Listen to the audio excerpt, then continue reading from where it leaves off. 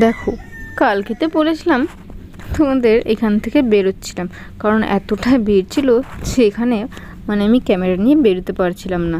আর ভিডিওটা যেহেতু অনেকটা বড় হয়ে যাচ্ছিলো, তাই এটা দুটো পার্ট করতে হলো।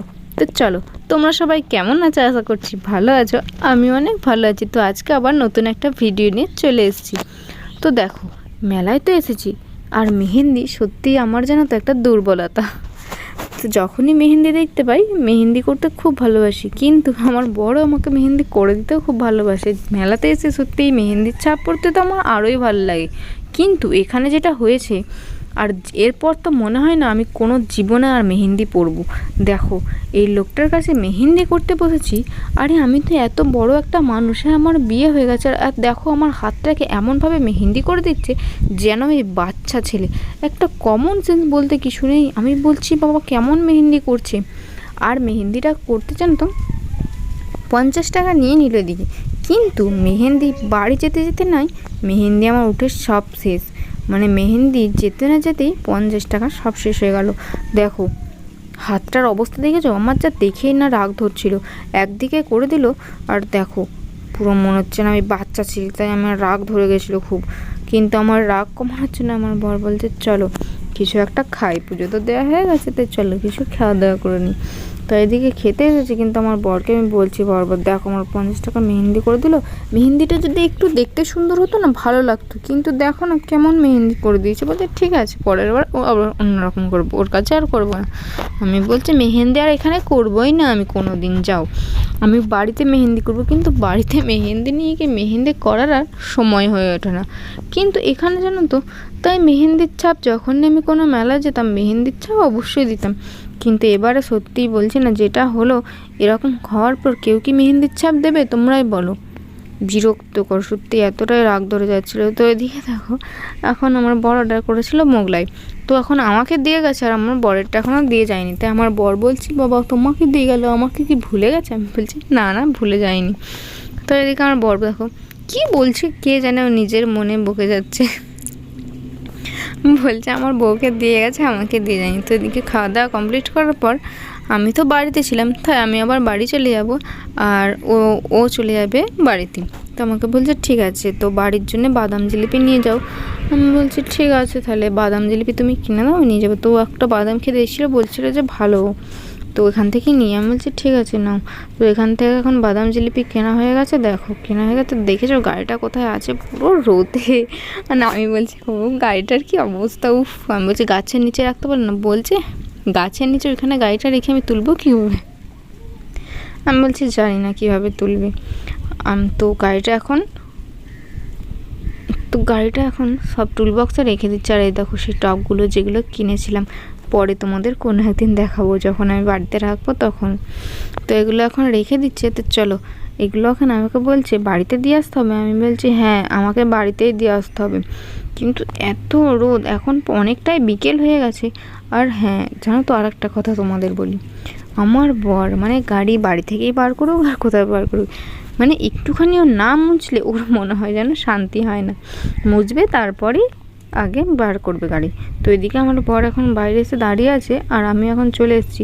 তো চলো আগে এখানে যাওয়া যাক। আর গাড়িটা এতটাই গরম হয়ে গেছে না, আমি বলছি বাবারে কি গাড়িটা গরম। দেখো বিকেল তো বিকেল হয়েই এসেছে, কিন্তু রোদটা না দেখে মনে হচ্ছে না কত রোদ, কত বেলা হয়ে আছে, কিন্তু না এখন অনেকটাই বিকেল হয়ে গেছে। তো চলো যেতে যেতে আমার বর বলছে চলো কোথাও একটা দাঁড়াবো। ঠিক আছে, আমি বলছি কি করতে? বলছে না খুব গরম করছে, এখান থেকে আগে বেরোই, তারপর কোনো একটা গাছের নিচে দাঁড়ানো যাবে। আমি বলছি ঠিক আছে। দেখো তো এখান থেকে বেরোনোটাই কষ্ট। চলো আগে এখান থেকে বেরোই, তারপর কথা বলবো।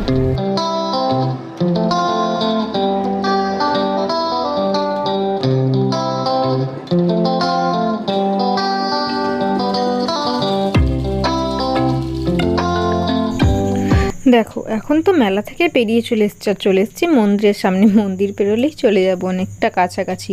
তো মন্দিরটাকে এখন টাটা বলে আবার পরের বছর দেখা হবে। তো 1 বছরের জন্য আবার বাড়ি, আর এদিকে আসা হবে না, আবার আসবো একটা বছর পরে পুজো দিতে। এখান থেকে এখন বেরিয়ে পড়েছি। কিন্তু জানো তো, আমরা না এই গাড়ি নিয়ে এসেছি, যারা টোটো অটো করে আসে, যারা রিজার্ভ করে আসে তাদের আলাদা, কিন্তু যারা এমনি অটো করে আসে না তাদের কিন্তু এতটা ভেতরে আসতে দেয় না জানো তো। কারণ তাদেরকে আমরা 1 বছর এসেছিলাম টোটো করে, তো আমাদেরকে না অনেক দূরে আগে নামিয়ে দিয়েছিল পুরো। আমাদের এগুলো না হেঁটে যেতে হয়েছিল সে বছর, না আরও কষ্ট হয়েছিল জানো তো। কারণ এই রোদের মধ্যে হেঁটে যেতে কার না কষ্ট হয় না বলো। আর চারিদিকটা না পুরো মনে হচ্ছে মেঘগুলো পুরো তুলোর মতো লাগছে দেখতে। আর দেখো বলতে একটু মেঘ করেছে, তাই আমার বরকে বলছি চলো তুমি আমাকে তাড়াতাড়ি বাড়িতে নামিয়ে দিয়ে আসবে, দিয়ে আবার চলে যাবো। তোমাদের সাথে বকবক করতে দেখো কতটা রাস্তা না পেরিয়ে চলে এলাম। আর জানো তো, তোমাদেরকে বলছিলাম না যে একবার গেছিলাম আমরা হেঁটে এখান থেকে বলতে এই যে এত দূর রাস্তা আসলাম না, তাও তো অনেক দূর। এই মোড় থেকে একদম পুরো হেঁটে যেতে হয়েছিল আমাদেরকে। কারণ তখন না মানে এখন হয়তো বাড়ি যাওয়ার সময় গাড়ি যদিও যেতে দেয়, কিন্তু তখন পুজোর টাইমে তখন মোটেই কোনো টোটো অটো কিছু যেতে দেয় না। আর সে বছর আমরা টোটো করে এসেছিলাম, তাই সে বছর আমাদের ওই মোড় থেকে হেঁটে যেতে হয়েছিল। তো চলো এখনও কিছুক্ষণ বাড়ি যেতে লাগবে। আর একবার মেঘ করছে, একবার রোদ বেরোচ্ছে, বিকেলে তো প্রায় হয়েই এলো।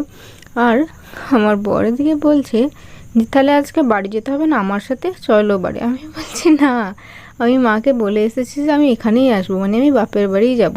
তো বাপের বাড়ি যাওয়ার আগে দেখো আমাদের বাজারে এসে আমার বর এখানে বলছে তাহলে চলো একটু আখের রস খাই।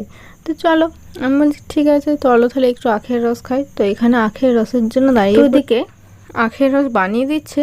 আর আমার বরকে বলছি গরম করছে, বলছে না আমার তো শীত করছে না, তো গরমে কার গরম করবে না। আমি বলছি আরে বাবা আমি তো শুধু জিজ্ঞেস করছি যে গরম করছে, বলছে হ্যাঁ গরম করছে। তাই আমি বলছি ঠিক আছে তুমি তাড়াতাড়ি আখের রসটা বানাতে বলো, দিয়ে আখের রসটা খাওয়া হয়ে গেলে আমাকে বাড়িতে দিয়ে আসবে। বলছে ঠিক আছে তোমাকে দিয়ে আসবো বাড়িতে, তারপর আবারও পরে বিকেলে ডিউটি যাবে। আর এদিকে বাড়িতে তো দিয়ে গেছিলো আমাকে অনেকক্ষণ আগে, কিন্তু তখন আর ভিডিও করা হয়নি। তাই এখন বাড়ি চলে এসেছি। আর বাড়ি এসে জানো কি অবস্থা হয়েছে, বাড়িতে এসে দেখছি যে আমার মা আমার বোনঝি সবাই দেখছি ওরা ঘুমিয়ে গেছিলো, তাই ওদেরকে এসে আর ডাকিনি। আর এসে আমার এতটাই খিদে পেয়ে গেছিলো, আমি আগে তাড়াতাড়ি খেয়ে নিয়েছি। তারপর দেখছি আমার মা উঠেছে, আমার বোনঝি আমার দিদি সবাই উঠে পড়েছে ঘুম থেকে। তো এদিকে আমি আমার মায়ের সাথে কথা বলছিলাম, আমার মা আমাকে কি জিজ্ঞেস করছিল। আর দেখো মেহেন্দিটা যেটা একটু আগে করে এলাম, এখনই দেখেছো পুরো দেখো আঙুলগুলো তো পুরো উঠেই গেছে। আর দেখো মনে হচ্ছে আমি যেন কোনো বাচ্চা মেয়ে, যে যেমন পেরেছে করে দিয়েছে। আর এদিকে দেখো কি হচ্ছে, এদিকে আমার পুচকুসোনাটাকে আমার মা নিয়ে বেরিয়েছে একটু বেড়াতে, বাইরে তো যাচ্ছে না, তাই একটু বাড়ির মধ্যেই উঠোনে ওকে নিয়ে একটু ঘুরছে। আর আমার বোন যেদিকে দেখো ওর দিদন ওকে নিয়ে ঘুরছে বলে ওর বোনকে নিয়ে ও বলছে আমিও ঘুরি একা আমাকে তো কেউ কোলে নিচ্ছে না। আর এদিকে আমার দিদিও বাইরে বেরিয়ে পড়েছে, আমি বলছি আয় বাইরে, বলছে না। আমি আমার বোনকে বলছি আয় তো চুলটা বেঁধে দিই, বলছে না। আমি বলছি দেখ গাছটা কি সুন্দর ফুল ফুটেছে দেখেছিস, বলছে হ্যাঁ আমি দেখেছি তো গাছটা কত সুন্দর ফুল ফুটেছে। সত্যি গাছটা না দেখতে না কি সুন্দর লাগছিল, দেখো তোমরা কত সুন্দর দেখতে লাগছে। আর এখান থেকে সূর্যটা দেখো অস্ত যাচ্ছে, দেখতে এত সুন্দর লাগছে। আর আমি এখানে ভিডিও করছি বলে এই বদমাইশ মেয়েটা এসে গাছটাকে নড়িয়ে দিচ্ছে। আমি বলছি বাবা কেন নড়াচ্ছিস গাছটা, বলছে দেখতে পাচ্ছ না গাছটা নড়ালে আরও সুন্দর উঠবে। আর সত্যি গাছে যখন এক গাছ ফুল ফুটে থাকে না তখন দেখতে না আরও সুন্দর লাগে। আর দুষ্টুমি করেই যাচ্ছে জানো তো আমার পিছন থেকে। আমি বলছি দরম করিস না সোনা। আর দেখো সত্যিই মনে হচ্ছে এখন সকালবেলা না বিকেলবেলা কিছুই বোঝা যাচ্ছে না। আর দেখো এটা হচ্ছে রাত্রিরের ভিডিও। আর দেখো আমার হাতের অবস্থা, শুধু 2বার হাতটাকে ধুয়েছি জানো, তাতে দেখো পুরো মেহেন্দি সব উঠে গেল আমার। কি অবস্থা তাই না? তো কি আর করা যাবে, চলো আজকের ভিডিও এতটাই, দেখা হচ্ছে নেক্সট ব্লগে।